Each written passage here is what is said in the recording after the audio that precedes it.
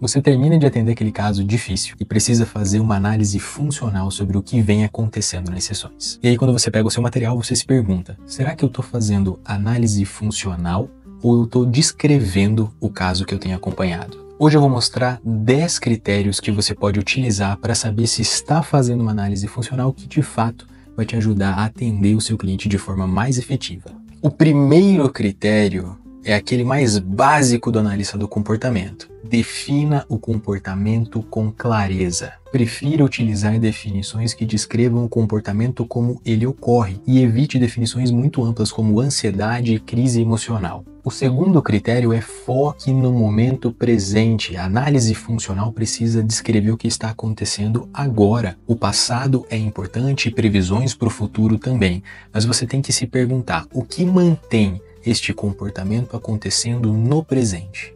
Terceiro critério é foque no que antecede o comportamento, bem naquela ideia de encontrar os fatores que criam condições para que o comportamento aconteça. Pode ser uma condição, uma pessoa, uma série de condições. Tudo isso vai te ajudar a entender onde e em que momento o comportamento está acontecendo. Veja que agora você tem a definição do comportamento e o momento que antecede esse comportamento.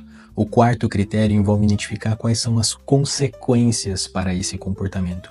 O que é produzido depois da forma pela qual o cliente se comporta. O que ele ganha com isso, o que ele perde com isso, o que é mudado após a ocorrência do comportamento. Como quinto critério, nós temos a noção de função. Identifique a função do comportamento. Muitas vezes a forma do comportamento pode ser igual em diferentes clientes, mas as razões pelas quais esses comportamentos acontecem são muito diferentes. E a identificação dos antecedentes e as consequências vai te ajudar a sacar qual é a função daquele comportamento. Uma vez que nós identificamos a função, nós precisamos ter em mente que a função identificada é uma hipótese. Nós estamos fazendo uma hipótese sobre o porquê o comportamento acontece.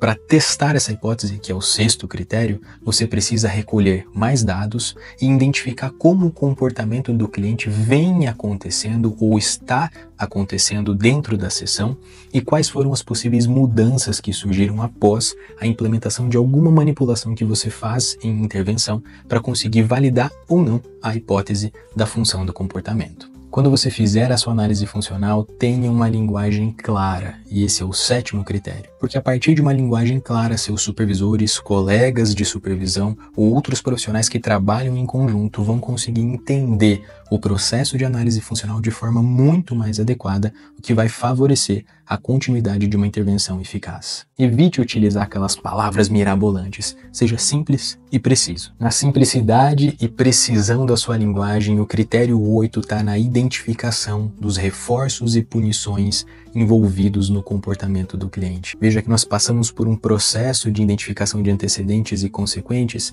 Agora, quais são as condições que mantêm? Quais são as consequências que mantêm? Quais são as possíveis consequências que reduzem a probabilidade do comportamento? Identificar punidores e reforçadores ajuda a entender como esse comportamento vai continuar ou não a acontecer em situações futuras semelhantes. Como nono critério, nós temos a utilidade da descrição que você está fazendo na intervenção ou no planejamento da intervenção. Uma análise funcional precisa fornecer informações que ajudem a realizar a intervenção, senão ela é somente uma descrição daquilo que vem acontecendo.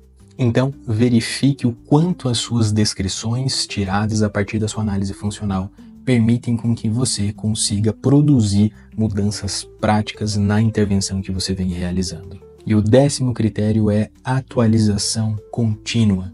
O comportamento é fluido e a análise funcional também deve ser.